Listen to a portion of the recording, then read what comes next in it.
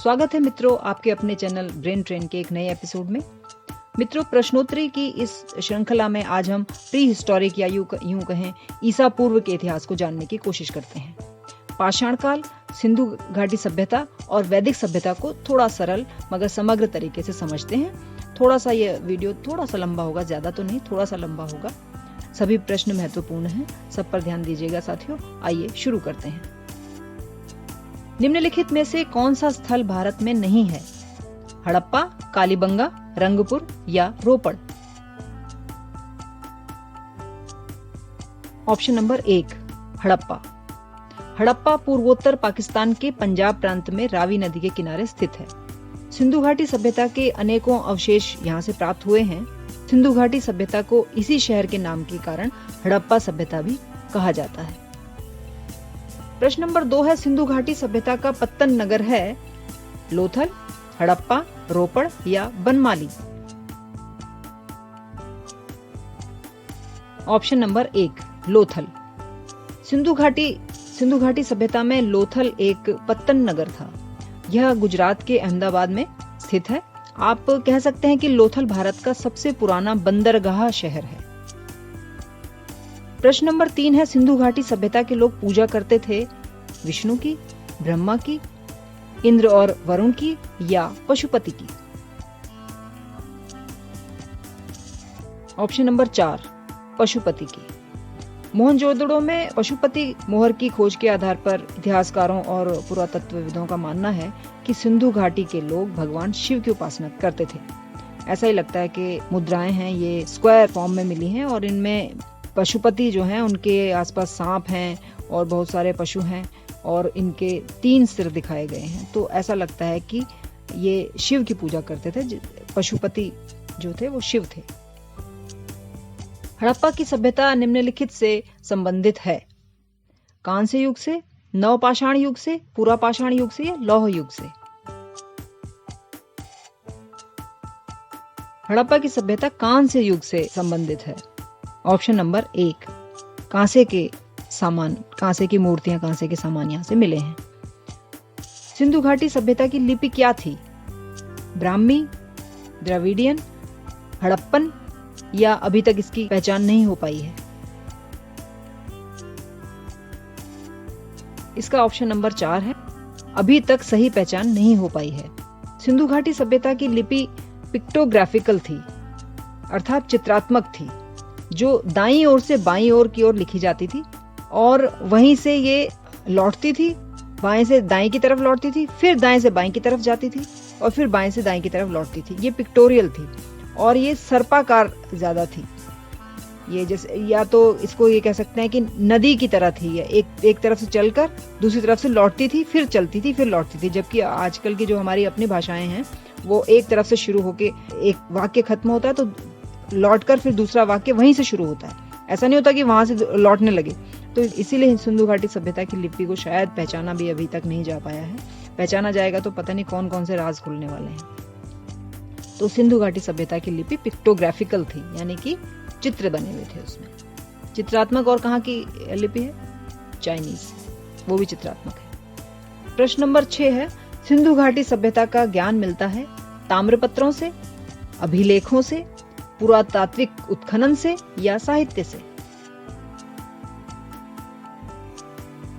इसका जवाब है ऑप्शन नंबर 3 पुरातात्विक उत्खनन से। खुदाई से, उसमें से जो सामान निकलता है उससे हमें पता चलता है कि उस सभ्यता में क्या था। प्रश्न नंबर 7 है, सिंधु घाटी सभ्यता को आर्य पूर्व सभ्यता किसके प्रमाण मिलने के कारण कहा जाता है? कला, तांबा, बर्तन, लेखन या इनमें से कोई नहीं? इसका उत्तर है ऑप्शन नंबर 3 बर्तन। बर्तन मिलने से पता चलता है कि यह आर्य पूर्व सभ्यता थी। इसके बाद आर्य आए। घाटी में पाए गए मिट्टी के बर्तन अधिकतर कुम्हार की चाक पर बनाए गए बर्तन हैं, हाथ से बनाए गए बर्तन नहीं हैं। इनमें से कुछ पर सुंदर लाल या सलेटी लेप लगी हुई है। प्रश्न नंबर 9 है, सिंधु घाटी सभ्यता की पहचान निम्न से है: सुंदर मूर्तियों से, धर्म और दर्शन शास्त्र से, आर्थिक और सामाजिक सुधार से या शहर योजना प्रणाली से?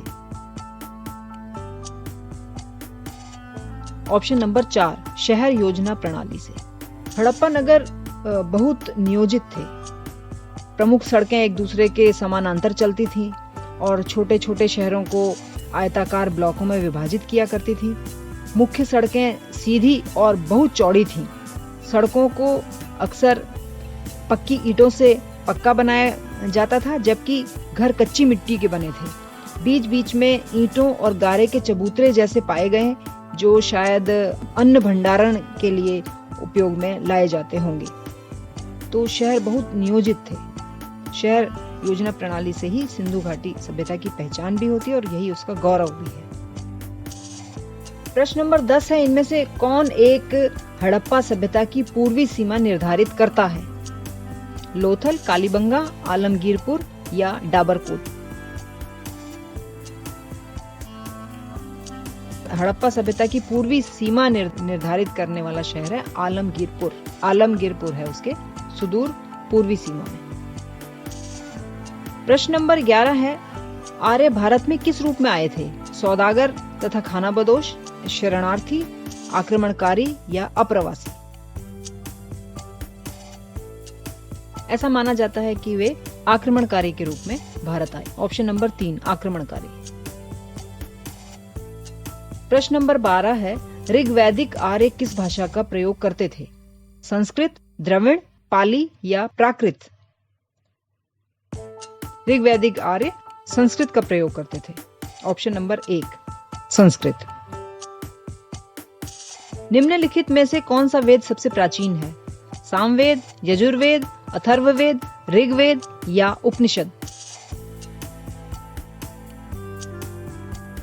Option number 4 Rigveda. ऋग्वेद सबसे प्राचीन वेद है। सबसे पहले ऋग्वेद लिखा गया। प्रश्न नंबर 14 है, हड़प्पा कालीन लोगों को किस चीज की जानकारी नहीं थी? कुम्हारों का चौक, आग, लोहा या गेहूं? ऑप्शन नंबर 3 लोहा। रेडियो कार्बन तिथियों के आधार पर उत्तर भारत में लोहे का प्रारंभ 1800 और 1000 ईसा पूर्व तथा दक्षिण भारत में 1000 ईसा पूर्व निर्धारित किया गया है। इसका साफ अर्थ है कि सिंधु घाटी सभ्यता लोहे का इस्तेमाल नहीं जानती थी। बाकी कुम्हारों का चौक था उनके पास, क्योंकि उनके बर्तन उससे बने थे, चौक पर बने थे, उनके बर्तन हाथ से बने हुए नहीं हैं। और आग तो वे जानते ही थे, शहरी सभ्यता थी और वो खाना बनाकर खाते थे। और गेहूं के तो वहां अवशेष पाए ही गए हैं। तो इनमें से एक लोहा ही है जो वो नहीं जानते थे। हड़प्पन सभ्यता का कौन सा स्थल भारत में नहीं है? मांडा, सुकोटदा, हुलास या बालाकोट? Option number 4 Balakot. बालाकोट पाकिस्तान में है। पिछले दिनों काफी सुर्खियों में था जब आतंकवाद की वजह से यहाँ भारतीय एयरफोर्स ने सर्जिकल स्ट्राइक किया था। खबर थी कि बालाकोट में आतंकवादी ट्रेनिंग कैंप्स हैं। तो बालाकोट पिछले दिनों काफी सुर्खियों में रहा था। बालाकोट भारत में नहीं है, पाकिस्तान में। आर्य भारत में कहां से आए थे? पूर्वी यूरोप, ऑस्ट्रेलिया, मध्य एशिया या दक्षिण पूर्व एशिया? आर्य भारत में मध्य एशिया से आए थे। ऑप्शन नंबर 3 इसका जवाब है। निम्नलिखित में से किसे मृतकों का टीला नाम से जाना जाता है? हड़प्पा, मोहनजोदड़ो, कालीबंगा या बनवाली?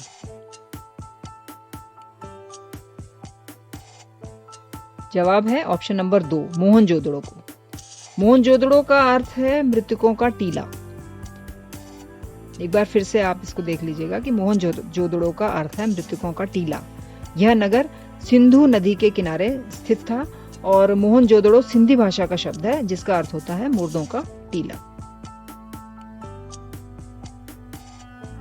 हड़प्पा सभ्यता का एक स्थल अमरी किस प्रांत में स्थित है? सिंध में, राजस्थान में, गुजरात में या बलूचिस्तान में? ऑप्शन नंबर 1 सिंध में। अमरी पाकिस्तान के दादू जिले के सिंध प्रांत में स्थित एक प्राचीन स्थल है जो 3600 ईसा पूर्व से है। सिंधु घाटी सभ्यता के अवशेष चिन्ह बतलाते हैं कि लोगों का मुख्य धंधा था कृषि, पशुपालन व्यापार या शिकार? ऑप्शन नंबर 1 कृषि, जो मुख्य धंधा कृषि था। प्रश्न नंबर 20 है, सिंधु घाटी सभ्यता के लोगों की मुद्रा में किस देवता की आकृति मिलती है? ऑप्शंस हैं पशुपति, इंद्र, विष्णु या वरुण। पशुपति की आकृति मिलती है सिंधु घाटी सभ्यता की मुद्राओं में। मोहनजोदड़ो में पशुपति मोहर की खोज के आधार पर इतिहासकारों और पुरातत्वविदों का मानना है कि सिंधु घाटी के लोग भगवान शिव की उपासना करते थे। शिव चौपाया पशुओं के स्वामी हैं, वही पशुपति हैं। प्रश्न नंबर 21 है, सिंधु घाटी सभ्यता अनार्य सभ्यता भी थी क्योंकि यह एक शहरी सभ्यता थी। इसकी लिपि चित्रात्मक थी। इसकी अर्थव्यवस्था का आधार कृषि था। इसका विस्तार नर्मदा नदी तट तक था। इनमें से कौन सा ऑप्शन सही है कि सिंधु घाटी सभ्यता अनार्य सभ्यता थी? ऑप्शन नंबर 1, यह एक शहरी सभ्यता थी, जबकि आर्यंस की रूरल सभ्यता, कृषि प्रधान सभ्यता थी। आर्यंस की ग्रामीण सभ्यता थी, जबकि आर्यंस की ग्रामीण सभ्यता थी। इसलिए सिंधु घाटी सभ्यता अनार्य सभ्यता समझी जाती है। यह एक शहरी सभ्यता थी। आर्य कब भारत आए? 2500 से 1800 ईसा पूर्व, 2000 से 1500 ईसा पूर्व, 2000 ईसा पूर्व या 1500 से 1000 ईसा पूर्व? आर्यों का समय माना जाता है 1500 से 1000 ईसा पूर्व। Option number 4। 23वां प्रश्न है, वैदिक युग के लोगों द्वारा सर्वप्रथम किस धातु का प्रयोग किया गया था? चांदी, सोना, लोहा या तांबा? ऑप्शन नंबर 4 तांबा, तांबे का प्रयोग हुआ था। प्राचीन हिंदू विधि का लेखक किसे कहा जाता है? वाल्मीकि, वशिष्ठ, मनु या पाणिनि? मनु। प्राचीन हिंदू विधि का लेखक मनु को माना जाता है। इनके द्वारा लिखित मनुस्मृति हिंदू विधि विधान का सबसे प्राचीन ग्रंथ है। 25वां प्रश्न है, पाणिनि किस विषय के प्रसिद्ध विद्वान थे? पाणिनि किस विषय के प्रसिद्ध विद्वान थे? भाषा और व्याकरण, आयुर्वेद, खगोल विज्ञान या जीव विज्ञान? भाषा और व्याकरण पहला ऑप्शन है। पाणिनि संस्कृत भाषा के सबसे बड़े वैयाकरण हुए हैं। इनका जन्म तत्कालीन उत्तर पश्चिम भारत के गांधार में हुआ था। इनके व्याकरण का नाम अष्टाध्यायी है, जिसमें 8 अध्याय और लगभग 4000 सूत्र हैं। संस्कृत भाषा को व्याकरण सम्मत रूप देने में पाणिनि का योगदान अतुलनीय माना जाता है। 26वां प्रश्न है, ऋग्वेद में वर्णित देवताओं में सबसे प्रमुख देवता कौन थे? इंद्र, विष्णु, सूर्य या ब्रह्मा?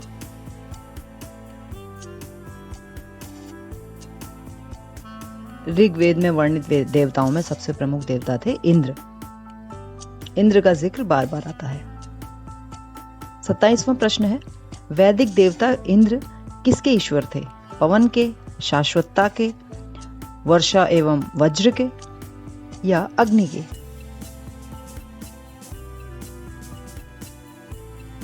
वर्षा एवं वज्र के। वज्र मतलब क्या होता है? बिजली। तो वर्षा एवं वज्र के देवता थे इंद्र, जिनका उल्लेख ऋग्वेद में बार बार आता है। 28वां प्रश्न है, पुराणों की कुल संख्या कितनी है? 20, 16, 14 या 18? 18। चौथा ऑप्शन है 18। पुराणों की कुल संख्या 18 है।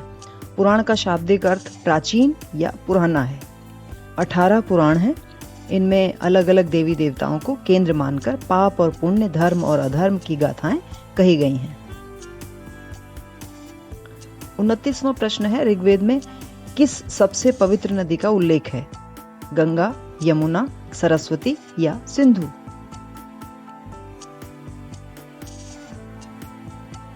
इसका उत्तर है सरस्वती। सरस्वती नदी का सबसे ज़्यादा उल्लेख है और सरस्वती नदी अब लुप्त हो चुकी है। फिर भी ये कहते हैं कि ये अभी अंडरग्राउंड बहती है। पौराणिक हिंदू ग्रंथों तथा ऋग्वेद में सरस्वती नदी मुख्य नदियों में एक है। कई भूविज्ञानी मानते हैं कि हरियाणा से राजस्थान होकर बहने वाली मौजूदा सूखी हुई घग्गर हकरा नदी सरस्वती नदी की ही एक मुख्य सहायक नदी थी, जो 5000 से 3000 ईसा पूर्व पूरे प्रवाह से बहती थी, लबालब होकर बहती थी। उस समय सतलुज तथा यमुना की कुछ धाराएं सरस्वती नदी में आकर गिरती थी। 30वां प्रश्न है, वैदिक युग में बहुविवाह प्रथा अज्ञात थी, बाल विवाह प्रमुख था, विधवा विवाह मान्य था, अनुलोम विवाह स्वीकृत था। इसका उत्तर है ऑप्शन नंबर 4, अनुलोम विवाह स्वीकृत था। अब समझते हैं अनुलोम विवाह क्या था, क्योंकि अब भी तो इस शब्द का प्रसार नहीं है। तो अनुलोम विवाह का सामान्य अर्थ है अपने वर्ण से निम्नतर वर्ण में विवाह करना। इसके विपरीत किसी निम्न स्तर वर्ण के पुरुष और उच्च स्तर वर्ण की कन्या के बीच संबंध का स्थापित होना प्रतिलोम विवाह कहलाता है। निम्नलिखित में से किस विद्वान ने सर्वप्रथम हड़प्पा सभ्यता के अवशेषों को खोजा था? 5 ऑप्शंस हैं। पहला है सर जॉन मार्शल, दूसरा आर.डी. बनर्जी, तीसरा ए. कनिंघम, चौथा दयाराम साहनी और 5वां यह है कि इनमें से कोई भी नहीं है।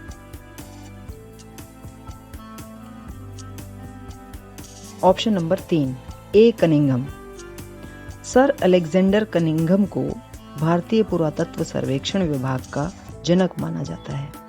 अलेक्जेंडर कनिंघम ब्रिटिश सेना के बंगाल इंजीनियर ग्रुप में इंजीनियर थे, जो बाद में भारतीय पुरातत्व, ऐतिहासिक भूगोल तथा इतिहास के प्रसिद्ध विद्वान के रूप में प्रसिद्ध हुए। गला बहुत खराब है, बिल्कुल माइंड मत करना दोस्तों, जुकाम है। तो आते हैं 32वें प्रश्न पर। मोहनजोदड़ो कहाँ स्थित है? पंजाब में, सिंध में, गुजरात में या उत्तर प्रदेश में? इसका उत्तर है ऑप्शन नंबर 2, सिंध में। मोहनजोदड़ो पाकिस्तान के सिंध प्रांत के लरकाना जिले में स्थित है। इसकी खोज 1922 में राखलदास बनर्जी ने की थी। अब आते हैं 33वें प्रश्न में। नवपाषाण काल के लोगों द्वारा पाला गया प्रथम पशु क्या था? भेड़, बकरी, कुत्ता, घोड़ा? ऑप्शन नंबर 1, भेड़। नवपाषाण काल में पाला गया पहला पशु भेड़ था। इसको पालने का समय 9000 से 1000 के बीच में है। हड़प्पा संस्कृति की मुद्राओं एवं पक्की मिट्टी की कलाकृतियों में किस पशु का चित्रण नहीं किया गया है?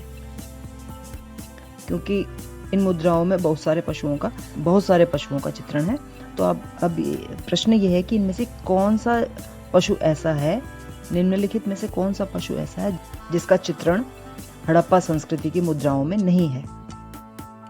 गाय, हाथी, गैंडा या बाघ? ऑप्शन नंबर 1, गाय। गाय का उल्लेख नहीं है। 35वां प्रश्न है, हिंदू विधि पर पुस्तक मिताक्षरा किसने लिखी थी?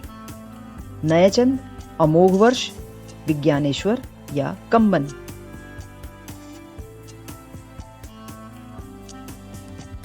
Option number 3, Vijnaneshwara. मिताक्षरा याज्ञवल्क्य स्मृति पर ज्ञानेश्वर की टीका है, जिसकी रचना 11वीं शताब्दी में हुई। यह ग्रंथ जन्मना उत्तराधिकार, इनहेरिटेंस बाय बर्थ के सिद्धांत के लिए प्रसिद्ध है।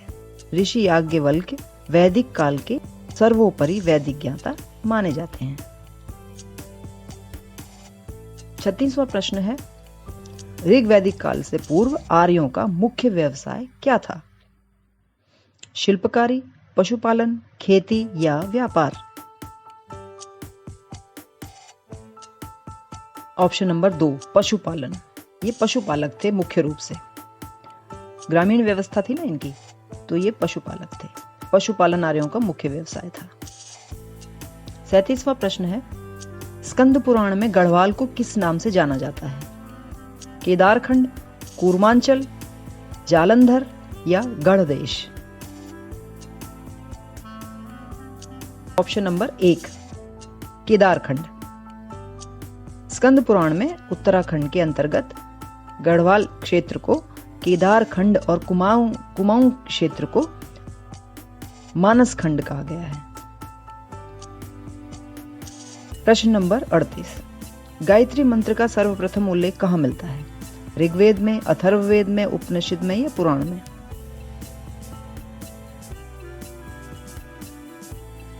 ऋग्वेद में गायत्री मंत्र का सबसे पहले उल्लेख मिलता है।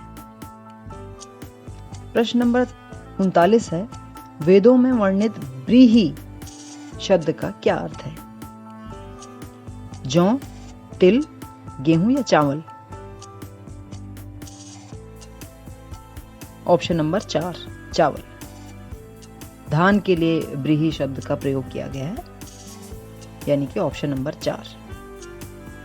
40वां अंतिम प्रश्न है, वैदिक काल में निष्क शब्द का अर्थ था आभूषण, जिसका बाद में प्रयोग हुआ निम्न रूप में: शास्त्र, कृषि के उपकरण, लिपि या सिक्का? ऑप्शन नंबर 4 सिक्का। निष्क मौर्य काल में सोने का सिक्का था। मौर्यों की आधिकारिक मुद्रा पान थी, जो चांदी की थी। सोने के सिक्के को निष्क कहते थे। यहाँ प्रश्नोत्तरी समाप्त होती है मित्रों। उम्मीद है आपको यह वीडियो अच्छा लगा होगा। अगर अच्छा लगा हो तो चैनल को लाइक, शेयर और सब्सक्राइब करना बिल्कुल भी ना भूलें और बेल आइकन जरूर प्रेस करें, ताकि नया वीडियो अपलोड होते ही आपको उसका नोटिफिकेशन तुरंत मिल जाए। गुड लक साथियों, मेहनत करने वालों की कभी हार नहीं होती। बहुत शुक्रिया। जय हिंद, बाय बाय।